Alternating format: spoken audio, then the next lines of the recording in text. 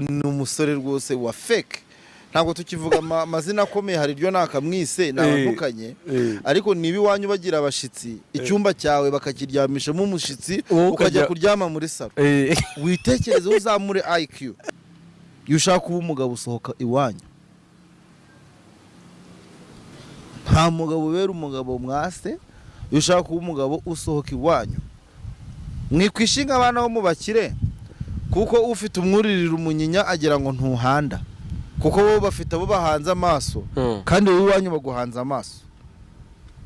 nta mugabo ubera umugabo mwase sohoka ubundi biriya bintu bikunaniza iki byo gushaka cyangwa gutereta umukobwa ukamwinginga ukamukombenka akagukunda ako cita biravuna biriya biboro kamubwire bivuna gute se nkeneye nimugoroba kumaza nise wifubitse cita hari ibintu nkeneye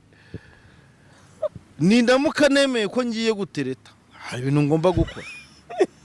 mu gitondo kumugeza ku kazi nimugoroba hari n'igihe n'akavura gashobora kugwa ati shuzi ko imvura iguye tukiri mu kazi se ubundi ataha gute we ngomba kunyaruka nihuta zamura IQ igihe ugiye gutereta kuko hari depanse ugiye guhita utangira guhura nazo ndabizi abakobwa bazampa mama